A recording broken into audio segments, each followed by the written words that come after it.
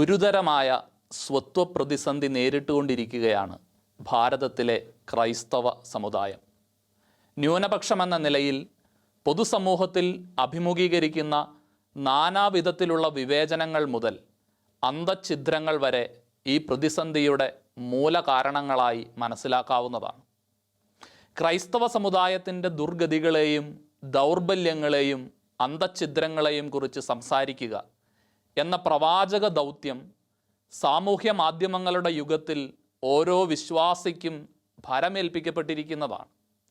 ഇത്തരം സംസാരങ്ങൾ വ്യക്തികൾക്കും സഭാ കൂട്ടായ്മകൾക്കും ഉണ്ടാകുന്ന തിരിച്ചറിവുകളുടെ ഭാഗമായുള്ള ഏറ്റുപറച്ചിലുകളും മുന്നറിയിപ്പുകളുമാണ്.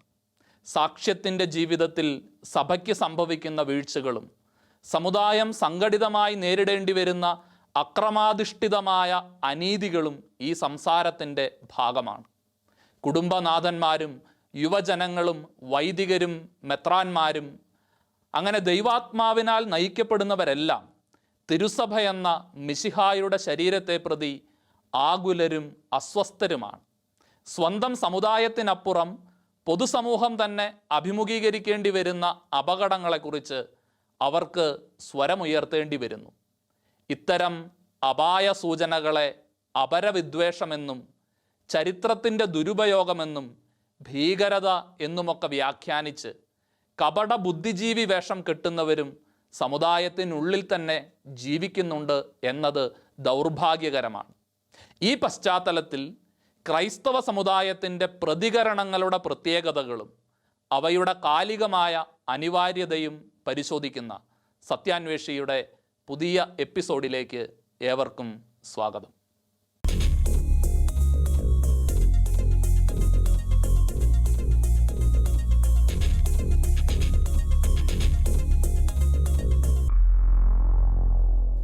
ദൈവജനം ഒരു യാഥാർത്ഥ്യമാണ്, സങ്കല്പമല്ല. നടപടി പുസ്തകം പറയുന്നത് പോലെ ദൈവത്തെ ഭയപ്പെടുകയും നീതി പ്രവർത്തിക്കുകയും ചെയ്യുന്നവർ ഏത് ജനപദത്തിൽപ്പെട്ടവരായാലും എക്കാലത്തും ദൈവ തിരുസന്നിധിയിൽ സ്വീകാര്യർ തന്നെയാണ്. എല്ലാവർക്കും ദൈവസന്നിധിയിൽ അവകാശമുണ്ട്, സ്ഥാനമുണ്ട്. പക്ഷേ മനുഷ്യരെ പരസ്പര ബന്ധമില്ലാത്തവരാക്കി നിലനിർത്താനും അങ്ങനെ വ്യക്തിപരമായി അവരെ വിശുദ്ധീകരിക്കാനും രക്ഷിക്കാനും അല്ല ദൈവം തീരുമാനിച്ചത്. ദൈവത്തെ സത്യത്തിൽ അറിയുവാനും വിശുദ്ധിയിൽ അവിടുത്തേക്ക് ശുശ്രൂഷ ചെയ്യുവാനുമായി അവരെ ഒരു ജനപദമാക്കാൻ ദൈവം നിശ്ചയിച്ചു. അങ്ങനെയാണ് അവിടുന്ന് അബ്രാഹത്തെ വിളിക്കുകയും ഇസ്രായേൽ വംശത്തെ തൻ്റെ ജനമായി തിരഞ്ഞെടുക്കുകയും അവരുമായി ഉടമ്പടി ചെയ്യുകയും ചെയ്തത്.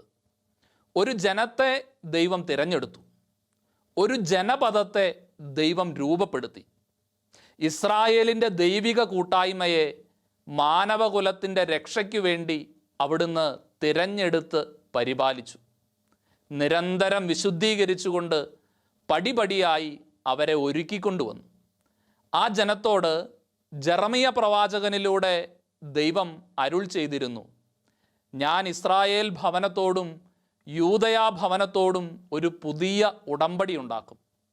എൻ്റെ നിയമം ഞാൻ അവരുടെ അന്തരംഗത്തിൽ ആലേഖനം ചെയ്യും, അവരുടെ ഹൃദയത്തിൽ ഞാനത് പതിക്കും. മിശിഹ പുതിയ ഈ ഉടമ്പടി സ്ഥാപിച്ചു.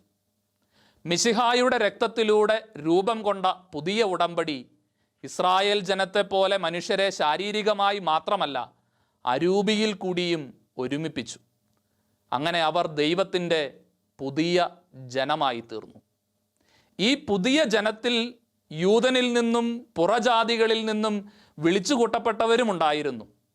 അങ്ങനെയാണ് വിളിച്ചുകൂട്ടപ്പെട്ടവരുടെ സമൂഹം, എക്ലേസിയ, തിരുസഭ രൂപം കൊള്ളുന്നത്. അവർ തിരഞ്ഞെടുക്കപ്പെട്ട വംശവും രാജകീയ പൗരോഹിത്യവും വിശുദ്ധീകരിക്കപ്പെട്ട ജനപദവും ദൈവം തനിക്കായി നേടിയെടുത്ത ജനതയുമാണ്.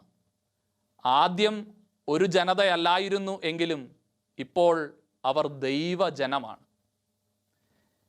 ഇങ്ങനെയൊരു ദൈവജനമുണ്ട് എന്ന് നാം സമ്മതിക്കേണ്ടിയിരിക്കുന്നു.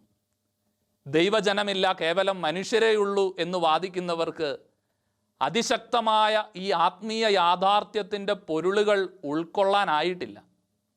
മറ്റ് ജനപദങ്ങളിൽ നിന്ന് വ്യത്യസ്തമായി, അതേസമയം സകല മാനവകുലത്തിനും വേണ്ടി നിലകൊള്ളുന്ന ഈ ദൈവജനത്തിൻ്റെ പ്രത്യേകതകൾ എന്തൊക്കെയാണ്? ഇവരുടെ സവിശേഷത ദൈവമക്കളുടെ മഹിമയും സ്വാതന്ത്ര്യവും ഇവർക്കുണ്ട് എന്നതാണ്. പരിശുദ്ധാത്മാവ് ഒരാലയത്തിൽ എന്നതുപോലെ ഇവരുടെ ഹൃദയത്തിൽ വസിക്കുന്നു. ഇവരുടെ നിയമമാകട്ടെ ഈശോമിശിഹ നമ്മെ സ്നേഹിച്ചതുപോലെ സ്നേഹിക്കുക എന്ന പുതിയ കൽപ്പനയാണ്. ദൈവരാജ്യമാണ് ഇവരുടെ ലക്ഷ്യം. ഈ ദൈവജനത്തിനൊരു തനിമയുണ്ട്. ഈ ദൈവജനത്തിന് തനതായ ഒരു സ്വത്വബോധമുണ്ട്, അസ്തിത്വമുണ്ട്. അത് സാങ്കല്പികമല്ല. ധാർമ്മിക ജീവിതം നയിക്കുന്ന എല്ലാവരെയും അത് ഉൾക്കൊള്ളുന്നു എന്ന് പറയാനാവില്ല. മെയ് മാസത്തിൽ സാന്താ മാർത്തായിലെ ഒരു ദിവ്യബലി മധ്യേ മാർപ്പാപ്പായും ഇക്കാര്യം സൂചിപ്പിക്കുകയുണ്ടായി. ക്രൈസ്തവർ ദൈവജനത്തിൻ്റെ ഭാഗമാണ് എന്ന വസ്തുതയ്ക്ക് പകരം ധാർമ്മിക മൂല്യങ്ങളിൽ മുറുകെ പിടിക്കുകയും നിയമാനുഷ്ഠാനങ്ങൾ പാലിക്കുന്നതിൽ മുൻപന്തിയിൽ നിൽക്കുകയും ചെയ്യുന്ന ഒരു ഉന്നത സമൂഹമെന്ന് അവകാശപ്പെടുകയും ചെയ്യുന്നതിൽ പ്രത്യേകിച്ച് അർത്ഥമൊന്നുമില്ല. നാം ദൈവജനത്തിൻ്റെ ഭാഗമാണെന്ന ശരിയായ ധാരണയാണ് അനിവാര്യമായിട്ടുള്ളത്. താൻ തിരുസഭയിലെ അംഗവും ദൈവജനത്തിൻ്റെ ഭാഗവുമാണെന്ന ചിന്തയില്ലാത്ത ഒരു ക്രൈസ്തവൻ എത്രമാത്രം സ്വയം ന്യായീകരിച്ചാലും അയാൾ ഒരു യഥാർത്ഥ ക്രൈസ്തവനല്ല എന്നും മാർപ്പാപ്പ കൂട്ടിച്ചേർത്തു. മിശിഹായുടെ അഭിഷിക്ത ജനമായ ദൈവജനം പ്രത്യക്ഷത്തിൽ എല്ലാ മനുഷ്യരെയും ഉൾക്കൊള്ളുന്നില്ല എന്നതാണ് സത്യം. മറിച്ചൊരു ചെറിയ അജഗണമായിട്ടാണ് പലപ്പോഴും ഈ ദൈവജനം കാണപ്പെടുന്നത്, അറിയപ്പെടുന്നത്. അതിനർത്ഥം ദൈവജനം അതിലുൾപ്പെടാത്തവരെ അകറ്റി നിർത്തുന്നു എന്നല്ല.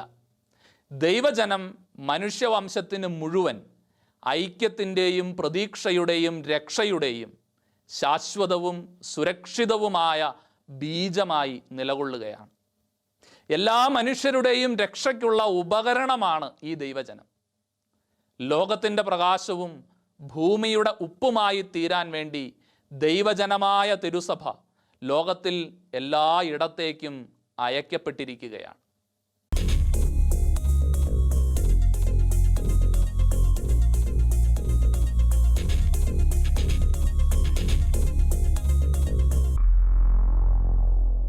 ദൈവജനം ഒരു യാഥാർത്ഥ്യമാണ് എന്ന തിരിച്ചറിവ് ക്രൈസ്തവർക്ക് അനിവാര്യമാണ്.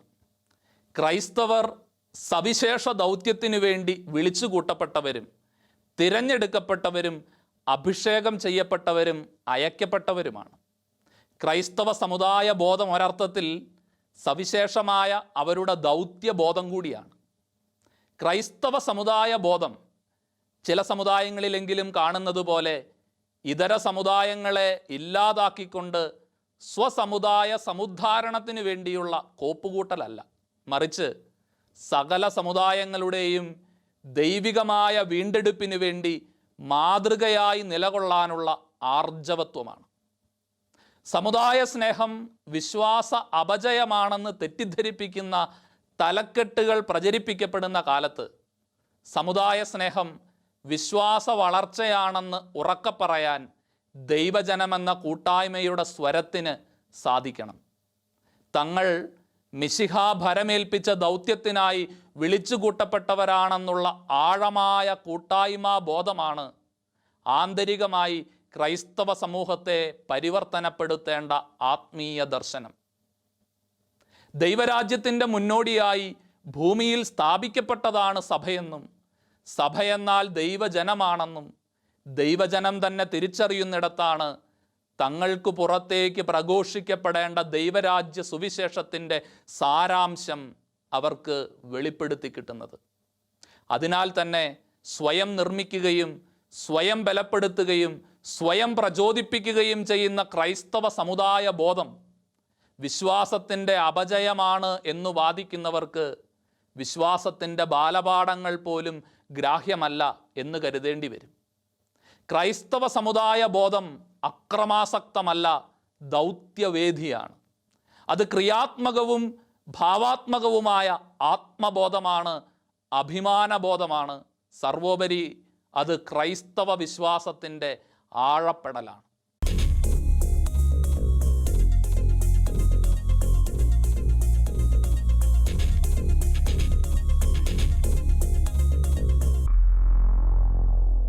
ഓർമ്മിക്കൽ സാധ്യമാകുന്നത് മറക്കലിലൂടെയാണ്. ചരിത്രം ശവക്കുഴിയാണ്, അത് തുറന്ന് നാറ്റിക്കരുത് എന്നിങ്ങനെയുള്ള ആശയപ്രചരണങ്ങൾ നടത്തുന്നവരുണ്ട്. ഹഗിയ സോഫിയ ദേവാലയം മോസ്കാക്കി മാറ്റിയതിനോടനുബന്ധമായി ക്രൈസ്തവ മതപീഡനങ്ങളുടെ ചരിത്രം പലരും ഓർത്തെടുത്തതിൻ്റെ അങ്കലാപ്പാണ് ഇത്തരം ഉപസംഹാര വചനങ്ങളിലൂടെ പ്രകടിപ്പിക്കപ്പെടുന്നത്. പ്രത്യക്ഷത്തിൽ പ്രായോഗികമോ അക്കാദമികമോ അല്ലാത്ത ഈ ആശയം തികച്ചും പക്ഷപാതപരമായ നിലപാടിൻ്റെ അപഭ്രംശമാണ്. യഥാർത്ഥത്തിൽ ചരിത്രം മറക്കാനുള്ളതാണോ? ചരിത്രം ശവക്കുഴി മാത്രമാണോ? അതിൽ നിന്ന് നാറ്റം മാത്രമേ വരാറുള്ളൂ? ചരിത്രത്തിലെ വേദനിപ്പിക്കുന്നതും ഉൾക്കാഴ്ച നൽകുന്നതുമായ അനുഭവങ്ങളെ നാം ഏതു വിഭാഗത്തിലാണ് ഉൾപ്പെടുത്തേണ്ടത്? ചരിത്രം മറക്കാനുള്ളതാണോ പഠിക്കാനുള്ളതാണോ? ഇപ്രകാരം നിരവധി ചോദ്യങ്ങൾ സ്വാഭാവികമായും നമ്മുടെ മനസ്സിൽ ഉയർന്നു വരും. ക്രൈസ്തവ സമൂഹം 20 നൂറ്റാണ്ടുകളിൽ വിവിധ രാജ്യങ്ങളിൽ നേരിട്ട അതിക്രൂരമായ പീഡനങ്ങളും വംശഹത്യകളും നിഷേധിക്കാനാവാത്ത ചരിത്രമാണ്. ഈ ചരിത്രം അനാവരണം ചെയ്യപ്പെടുമ്പോൾ നാറ്റം തോന്നുന്നത് കുറ്റവാളിയുടെ പക്ഷം ചേരുന്ന കപട ബുദ്ധിജീവികൾക്ക് മാത്രമാണ്. ക്രൈസ്തവ സമൂഹം ഈ ചരിത്രത്തെ അനുസ്മരിക്കുന്നത് പീഡനങ്ങളിലും വംശീയമായ തുടച്ചുനീക്കലുകളിലും അവരെങ്ങനെ അതിജീവിച്ചു എന്ന് തിരിച്ചറിയുന്നതിനു വേണ്ടിയാണ്. അങ്ങനെ ഇല്ലാതായിപ്പോയ ക്രൈസ്തവ സമൂഹങ്ങളും കൂടി തെളിച്ച വെളിച്ചത്തിലാണ് തങ്ങൾ ഇന്ന് സഞ്ചരിക്കുന്നത് എന്ന് സ്വയം ബോധ്യപ്പെടാനും ലോകത്തോട് പ്രഘോഷിക്കാനും വേണ്ടിയാണ്. ചൂഷണം ചെയ്യപ്പെട്ടവൻ ചരിത്രം പഠിക്കുന്നത് ഇനിയും ചൂഷണം ചെയ്യപ്പെടാതിരിക്കാൻ വേണ്ടിയാണ്. അത് ഒരു സമുദായം പ്രദർശിപ്പിക്കുന്ന സർപ്പത്തിൻ്റെ വിവേകമാണ്. അതിക്രമങ്ങൾ ഏറ്റുവാങ്ങിയവൻ ചരിത്രം അന്വേഷിക്കുന്നത് അവയുടെ സമകാലിക രൂപങ്ങളെ അതിജീവിക്കുന്നതിനു വേണ്ടി കൂടിയാണ്. ചരിത്രത്തേക്കാൾ നല്ലൊരു അധ്യാപകൻ വേറെ ആരാണ് ഉള്ളത്?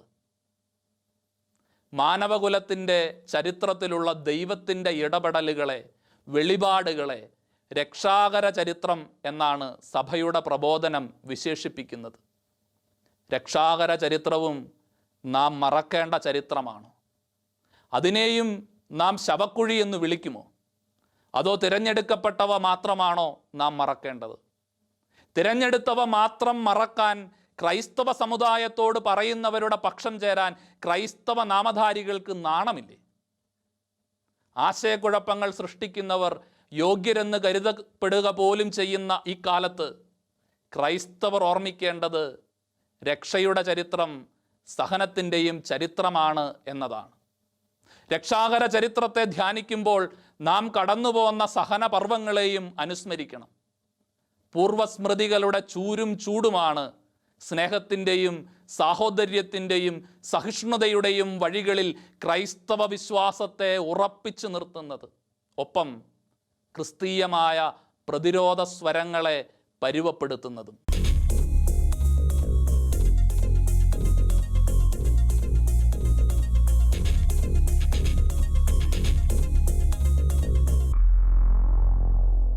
സ്നേഹത്തിൻ്റെയും സാഹോദര്യ കൂട്ടായ്മയുടെയും നിശബ്ദ സഹനത്തിൻ്റെയും പ്രബോധനങ്ങളും സജീവ മാതൃകയും നൽകിയ മിശിഹ താനായിരുന്ന സമൂഹത്തിൽ നടത്തിയ ഇടപെടലുകൾ ഇന്നത്തെ ക്രൈസ്തവ സമൂഹത്തിന് മാതൃകയാണ്. ജെറുസലേം ദേവാലയം ശുദ്ധീകരിക്കുന്ന മിശിഹായെ നാം കാണുന്നുണ്ട്. ദേവാലയ ശുദ്ധീകരണം പ്രതീകാത്മകമായ ഒരു പ്രവൃത്തിയാണ്. യഹൂദനായിരുന്ന ഈശോ താനായിരുന്ന സമൂഹത്തിൻ്റെ കപടനാട്യങ്ങളെ അതിരൂക്ഷമായി വിമർശിച്ചിരുന്നതായി കാണാം. അവൻ ദൈവത്തിൻ്റെയും മനുഷ്യരുടെയും മുൻപിൽ വാക്കിലും പ്രവൃത്തിയിലും ശക്തനായ പ്രവാചകനായിരുന്നു എന്ന് ലൂക്കാസ് സുവിശേഷകൻ എഴുതുന്നുണ്ട്. വാക്കിലും പ്രവൃത്തിയിലും ശക്തനായവൻ തൻ്റെ ശിഷ്യർ നടക്കേണ്ട വഴികളെക്കുറിച്ചും ജീവിക്കേണ്ട ജീവിത ശൈലിയെക്കുറിച്ചും കൃത്യമായി പഠിപ്പിച്ചിരുന്നു. പരസ്പരമുള്ള സ്നേഹത്തിലൂടെ നിങ്ങൾ എൻ്റെ ശിഷ്യന്മാരാണെന്ന് എല്ലാവരും അറിയും എന്ന് പഠിപ്പിക്കുമ്പോൾ മറ്റുള്ളവരിൽ നിന്ന് പ്രത്യേകമാം വിധം വേറിട്ട ഒരു സമൂഹത്തെ തന്നെയാണ് അവിടുന്ന് വിഭാവനം ചെയ്തത്. പുളിമാവിന് തുല്യം ഈ ലോകത്തിലായിരുന്നു കൊണ്ട് ലോകത്തെ മുഴുവനായും അവർക്ക് പരിവർത്തനപ്പെടുത്താൻ കഴിയുമെന്നതാണ് അവിടുന്ന് ഉദ്ദേശിച്ചത്. തൻ്റെ ശക്തമായ പ്രബോധനങ്ങളിൽ ഫരിസേയരെ വെള്ളയടിച്ച കുഴിമാടങ്ങളെന്ന് വിശേഷിപ്പിക്കുമ്പോൾ താൻ തൻ്റെ സ്നേഹ സന്ദേശത്തിനെതിരായി പ്രവർത്തിക്കുകയാണ് എന്ന് ഈശോ കരുതിയിരുന്നില്ല. കാരണം ഫരിസേയരുടെ കാപട്യങ്ങൾ സഹോദര ബുദ്ധിയാ തിരുത്തേണ്ടത് തൻ്റെ ഉത്തരവാദിത്വമാണ് എന്ന് അവിടുന്ന് തിരിച്ചറിഞ്ഞിരുന്നു. റോമാക്കാരുടെ കളിപ്പാവയായിരുന്ന ഹെറോദ് അന്തിപ്പാസിനെ കുറുക്കൻ എന്ന് വിളിക്കുമ്പോഴും മിശിഹ ചൂണ്ടിക്കാട്ടിയത് അധികാരത്തിലിരുന്ന ആ വ്യക്തിയുടെ ഇരട്ട ജീവിതത്തെയായിരുന്നു. വിമർശനങ്ങൾക്ക് വിശുദ്ധീകരണത്തിൻ്റെ ഒരു മാനമുണ്ട് എന്ന് തന്നെയാണ് മിശിഹായുടെ ജീവിതം ക്രൈസ്തവരെ പഠിപ്പിക്കുന്നത്. വിമർശനം മതകർമ്മം പോലെ അനുഷ്ഠിക്കേണ്ട പാവനമായ കർമ്മമാണ് എന്ന ഒരു സാഹിത്യ വിമർശകൻ്റെ വാക്കുകളും സാന്ദർഭികമായി ഓർമ്മിക്കുന്നു.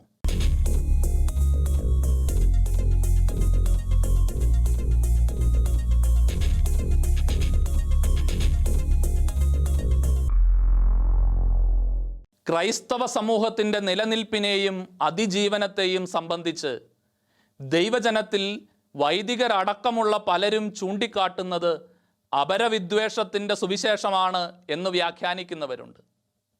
അപായ സൂചനകൾ എങ്ങനെയാണ് അപരവിദ്വേഷമാകുന്നത്? ക്രൈസ്തവർ അകാരണമായി മുൻകാലങ്ങളിൽ ആക്രമിക്കപ്പെട്ടിട്ടുണ്ട്. ഇപ്പോഴും ലോകത്തിൻ്റെ പല ഭാഗങ്ങളിലും വിശ്വാസത്തെ പ്രതി ആക്രമണം നേരിടുന്നുണ്ട്. കേരളത്തിൽ ഇത്തരം ആക്രമണങ്ങൾ നമുക്ക് പ്രത്യക്ഷത്തിൽ തിരിച്ചറിയാവുന്ന വിധത്തിലല്ല എന്ന് ചരിത്രത്തിൻ്റെയും വാർത്തകളുടെയും വിശകലനങ്ങളുടെയും വസ്തുതകളുടെയും അടിസ്ഥാനത്തിൽ സംസാരിക്കുമ്പോൾ അതെങ്ങനെയാണ് അപരവിദ്വേഷമാകുന്നത്? അക്രമം പ്രവർത്തിക്കുന്നവനെ അവൻ്റെ മുൻകാല ചെയ്തികളോടൊപ്പം ചൂണ്ടിക്കാട്ടുന്നത് നിഷ്കളങ്കനെ അവഹേളിക്കുന്നതിന് തുല്യമാണ് എന്ന വാദം യുക്തിപരമാണ്. അക്രമി ആരാണെന്നും അക്രമം എന്താണെന്നും വ്യക്തമാക്കേണ്ട ചുമതല സമുദായ നേതൃത്വത്തിനുണ്ട് എന്നതും മറക്കാൻ കഴിയുമോ? ചിലർ ചോദിക്കുന്നത് എന്തിനാണ് ഇവിടെ സമുദായ ചിന്ത കൊണ്ടുവരുന്നത് എന്നതാണ്. ഇത് വർഗീയത പറച്ചിലല്ലേ എന്നതാണ്. ഇസ്ലാമിലെ തീവ്ര മതചിന്തയുള്ളവർ ക്രൈസ്തവ സമുദായത്തിലെ കോടിക്കണക്കിന് മനുഷ്യരെ ചരിത്രത്തിലുടനീളം ഇല്ലാതാക്കിയത് അവരുടെ നിറത്തിൻ്റെയോ ഉയരത്തിൻ്റെയോ വിദ്യാഭ്യാസത്തിൻ്റെയോ പേരിലല്ല, മറിച്ച് അവരുടെ വിശ്വാസത്തിൻ്റെ പേരിൽ തന്നെയാണ്. വിശ്വാസത്തിൻ്റെ പേരിൽ മനുഷ്യർ തുടച്ചു നീക്കപ്പെടുന്ന ചരിത്രം ഇന്നും ആവർത്തിക്കപ്പെടുമ്പോൾ അതേ വിശ്വാസത്തിൽ പങ്കുപറ്റുന്നവർ അതിനെക്കുറിച്ച് സംസാരിക്കേണ്ടതില്ല എന്ന വാദത്തിന് എന്തു പ്രസക്തിയാണുള്ളത്? അവരുടെ ആശങ്കകൾ പങ്കുവെക്കുമ്പോൾ അത് വർഗീയതയാണെന്ന് വാദിക്കുന്നതിൽ എന്ത് സാങ്കത്യമാണുള്ളത്? ഇവിടെയും ക്രൈസ്തവ സമുദായം നൽകുന്നത് മുന്നറിയിപ്പുകളാണ്, അല്ലാതെ യുദ്ധകാഹളമല്ല എന്നും ഏവരും ഓർത്തിരിക്കേണ്ടതുണ്ട്. അത് ജനത്തെ ഭീതി ജനിപ്പിച്ചുകൊണ്ട് ധ്യാനകേന്ദ്രങ്ങൾ നിറയ്ക്കാൻ വേണ്ടി നടത്തുന്ന ജൽപ്പനങ്ങളാണെന്ന് വൈദികർ തന്നെ വാദിക്കുന്നത് എത്രയോ അല്പത്തരമാണ്. കപടനാട്യക്കാരെ, ഭൂമിയുടെയും ആകാശത്തിൻ്റെയും ഭാവം വ്യാഖ്യാനിക്കാൻ നിങ്ങൾക്കറിയാം. എന്നാൽ ഈ കാലത്തെ വ്യാഖ്യാനിക്കാൻ നിങ്ങൾക്കറിയാത്തത് എന്തുകൊണ്ട് എന്ന മിശിഹായുടെ വാക്കുകളല്ലാതെ മറ്റൊന്നും ഇക്കൂട്ടരോട് ചോദിക്കാനില്ല. മുന്നറിയിപ്പുകൾ ഭീതി ജനിപ്പിക്കാനുള്ള കുഴലൂത്തല്ല, കരുതലുള്ളവരായിരിക്കാനുള്ള ആഹ്വാനമാണ്. കള്ളൻ ഏത് യാമത്തിൽ വരുമെന്നറിയാവുന്ന ഗ്രഹനാഥൻ തൻ്റെ വീട് കുത്തി തുറക്കാൻ അവനെ അനുവദിക്കുകയില്ല. അതിനാൽ നിങ്ങൾ വിളക്ക് കൊളുത്തിയും അരമുറുക്കിയും ജാഗരൂകരായിരിക്കുവിൻ. ഈ ആഹ്വാനങ്ങളെ വർഗീയതയെന്ന് വിശേഷിപ്പിക്കുന്ന ജിഹാദികൾ ലോഹയിട്ടവരാണെങ്കിലും അവരെ പടിക്ക് പുറത്തു നിർത്താൻ ക്രൈസ്തവ സമൂഹം ധൈര്യം കാണിക്കണം.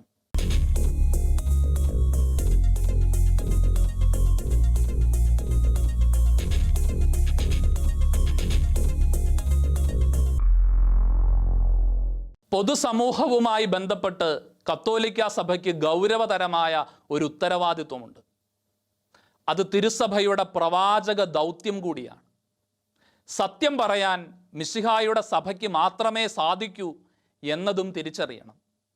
പൊതുസമൂഹത്തിൽ ഒരു പൗരൻ എന്ന നിലയിൽ ജീവിക്കുമ്പോൾ താൻ തിരിച്ചറിയുകയും അഭിമുഖീകരിക്കുകയും ചെയ്യുന്ന പ്രതിസന്ധികളെയും അപകട മുനമ്പുകളെയും കുറിച്ച് വിളിച്ചു പറയാനുള്ള ആർജവത്വവും ഒരു ക്രൈസ്തവൻ പ്രകടിപ്പിക്കേണ്ടതുണ്ട്.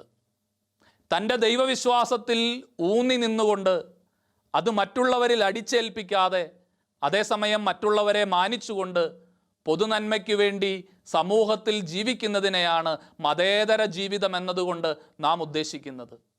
മതേതര ജീവിതം എന്നത് അതിനാൽ ക്രൈസ്തവ വിശ്വാസമനുസരിച്ച് മതരഹിത ജീവിതമോ എല്ലാ മതങ്ങളും ഒന്നാണെന്ന് പറയുന്നതോ അല്ല.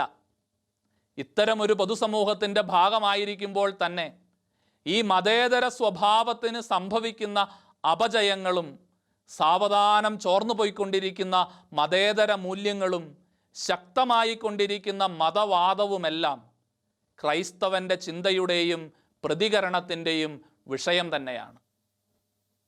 സ്വർണ്ണക്കടത്ത്, ലഹരിമരുന്ന് വ്യാപാരം, അഴിമതി, സ്വജനപക്ഷപാതം, പിൻവാതിൽ നിയമനങ്ങൾ, ദുർഭരണം, മതവാദം, കലാപകാരികളെ വെള്ളപൂശുന്ന ചരിത്ര നിർമ്മാണം എന്നിങ്ങനെ പൊതുസമൂഹത്തെ ദോഷകരമായി ബാധിക്കുന്ന എല്ലാ വിഷയങ്ങളിലും ക്രൈസ്തവന് നിഷ്പക്ഷമായ ഒരു പക്ഷമുണ്ട്. അത് നേരിൻ്റെ പക്ഷമാണ്. നേരിൻ്റെ പക്ഷം പിടിക്കുന്നവന് നേര് പറയാനുള്ള ബാധ്യതയുണ്ട്. ക്രൈസ്തവൻ ശബ്ദിക്കുമ്പോൾ അത് കുരിശുയുദ്ധമാണെന്ന് വ്യാഖ്യാനിക്കുന്നവൻ ആഗ്രഹിക്കുന്നത് സത്യം പുറത്തു വരരുത് എന്ന് മാത്രമാണ്. ക്രൈസ്തവ ശബ്ദത്തെ ഇല്ലായ്മ ചെയ്യാനുള്ള ഓരോ ശ്രമവും സത്യത്തെ വന്ധീകരിക്കാനുള്ള ശ്രമമാണ്. രാഷ്ട്രീയ പ്രസ്ഥാനങ്ങൾ സാമ്പത്തിക നേട്ടത്തിനും വോട്ടു ബാങ്കിനും വേണ്ടി പണിയെടുക്കുകയും മാധ്യമങ്ങൾ പരസ്യത്തിനും പണത്തിനും വേണ്ടി തന്ത്രപൂർവം നിശബ്ദത പാലിക്കുകയും ചെയ്യുന്നിടത്ത് ഭയാശങ്കകളില്ലാതെ സത്യം പറയാൻ ക്രൈസ്തവ സമുദായം തയ്യാറാകണം. കേരളം ഭീകരവാദത്തിൻ്റെ ഹബ്ബാണെന്നും ഇവിടെ ഇസ്ലാമിക് സ്റ്റേറ്റിലേക്കുള്ള റിക്രൂട്ട്മെൻറ്റുകളുണ്ടെന്നും IS സാന്നിധ്യമുണ്ടെന്നും പറയുന്ന ദേശീയ ഏജൻസികളുടെ റിപ്പോർട്ടുകൾ വാർത്തയാവാതിരിക്കുകയും വിജിലൻസ് റിപ്പോർട്ടുകൾ പൂഴ്ത്തിവെക്കപ്പെടുകയും ചില സമുദായങ്ങളുടെ താൽപ്പര്യങ്ങൾ മാത്രം സംഘടിതമായി സംരക്ഷിക്കപ്പെടുകയും ചെയ്യുന്നിടത്ത് പൊതുസമൂഹത്തിൽ അരാജകത്വവും അരക്ഷിതാവസ്ഥയും ഉണ്ട് എന്ന് പറയാൻ ക്രൈസ്തവന് മാത്രമേ സാധിക്കുകയുള്ളൂ. ശബ്ദിക്കേണ്ടവർ മൗനം ഭജിക്കുന്നിടത്ത് പൊതുസമൂഹത്തിൻ്റെ മനസാക്ഷിയുടെ സ്വരമാകുന്നതിലൂടെ കത്തോലിക്കാ സഭ ഒരു പുനർനവോത്ഥാനത്തിനാണ് നാന്ദി കുറിക്കുന്നത്. അതിന് പിൽക്കാല സമൂഹം ക്രൈസ്തവ സമുദായത്തോട് കടപ്പാടുള്ളവരായിരിക്കും എന്നതും നിസ്സംശയമാണ്.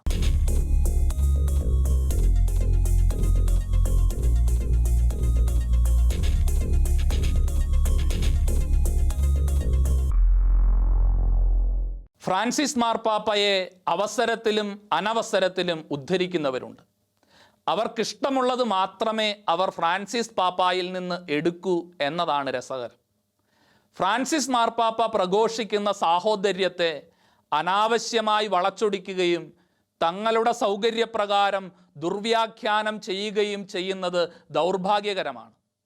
മാർപ്പാപ്പയുടെ പുതിയ ചാക്രിക ലേഖനം എല്ലാവരും സഹോദരർ എന്ന എക്കാലത്തെയും ക്രൈസ്തവ സന്ദേശത്തെ ഊന്നിപ്പറയുന്നതാണ്. മനുഷ്യ സാഹോദര്യം മുഖ്യ വിഷയമാകുന്നിടത്ത് സാഹോദര്യത്തിൻ്റെ ഉത്തരവാദിത്വത്തിലേക്കുള്ള വിരൽ ചൂണ്ടൽ കൂടിയാവണം അത്തരം ചർച്ചകൾ. കായേൻ എന്ന സഹോദരൻ നടപ്പാക്കിയ ഭ്രാതൃഹത്യയെ ദൈവം തന്നെയാണ് ശപിക്കുന്നത്. അവനെ പറുദീസായിൽ നിന്ന് പുറത്താക്കുന്നത് ദൈവമാണ്. എന്തുകൊണ്ട് കായേൻ പറുദീസായ്ക്ക് പുറത്താക്കപ്പെട്ടു? അവൻ സഹോദരനെ കൊന്നവനാണ്. സഹോദരനെ കൊല്ലുന്നവന് പറുദീസായിക്ക് അർഹതയില്ലെന്ന് പറയുന്നതും സാഹോദര്യത്തിൻ്റെ സുവിശേഷം തന്നെയാണ്. ആ ധൈര്യത്തിലാണ് തുർക്കികൾ അർമേനിയയിൽ നടത്തിയത് വംശഹത്യയാണെന്ന് ഫ്രാൻസിസ് മാർപ്പാപ്പ പത്രോസിൻ്റെ ചത്വരത്തിൽ ഉറക്കെ പറഞ്ഞത്.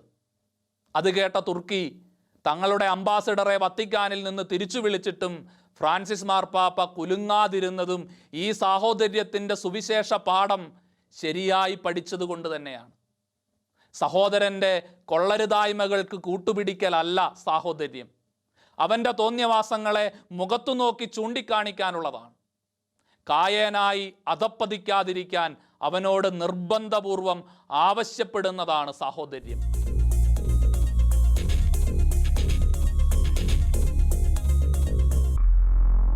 ആത്മവിമർശനം മാത്രമല്ല, അപ്രിയ സത്യങ്ങളും കത്തോലിക്കാ സഭ പറയേണ്ടതുണ്ട് എന്ന് പ്രിയപ്പെട്ട ഒരു വൈദികൻ ഈ ദിവസങ്ങളിൽ എഴുതിയത് ഓർമ്മിക്കുകയാണ്.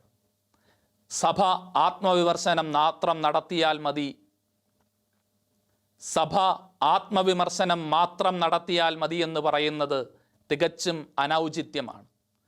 ആത്മവിമർശനങ്ങളിലൂടെ സ്വയം വിശുദ്ധീകരിക്കുന്ന സഭയ്ക്ക് സമൂഹത്തിലെ നന്മയും തിന്മയും ചൂണ്ടിക്കാട്ടാനുള്ള ഉത്തരവാദിത്വം കൂടിയുണ്ട്. പ്രവാചകർ നിശബ്ദരാകുന്നിടത്താണ് യഥാർത്ഥത്തിൽ തിരുസഭയ്ക്ക് വഴിപിഴയ്ക്കുന്നത്. നിസ്സംഗതയും നിശബ്ദതയും വെടിഞ്ഞ് സമുദായത്തിനും സമൂഹത്തിനും വേണ്ടി അവയുടെ സുസ്ഥിരവും സുരക്ഷിതവുമായ നിലനിൽപ്പിനു വേണ്ടി പ്രവർത്തിച്ചു തുടങ്ങുന്നിടത്താണ് ക്രൈസ്തവ പ്രവാചക ധർമ്മം ഫലമണിയുന്നത്. ക്രിസ്തീയമല്ലാത്ത തീവ്രവാദ നിലപാടുകളെ തള്ളിപ്പറയാനും ഇതേ പ്രവാചക ധീരത തന്നെയാണ് നമുക്ക് കരുത്തു നൽകുന്നതും. സത്യാന്വേഷിയുടെ ഈ എപ്പിസോഡ് ഇവിടെ പൂർണ്ണമാകുന്നു. തമസ്കരിക്കപ്പെടുകയും വളച്ചൊടിക്കപ്പെടുകയും ചെയ്യുന്ന സത്യങ്ങളും നിഷേധിക്കപ്പെടുന്ന നീതിക്ക് പിന്നിലെ ഗൂഢാലോചനകളുമായി സത്യാന്വേഷി വീണ്ടും അടുത്തയാഴ്ച. നിങ്ങളും സത്യം അന്വേഷിക്കുന്ന വിഷയങ്ങളുണ്ട് എങ്കിൽ താഴെ കാണുന്ന ഇമെയിലിൽ ഞങ്ങൾക്കെഴുതൂ. നേരിൻ്റെ നിറക്കാഴ്ചകളുമായി സത്യാന്വേഷി വീണ്ടും അടുത്തയാഴ്ച.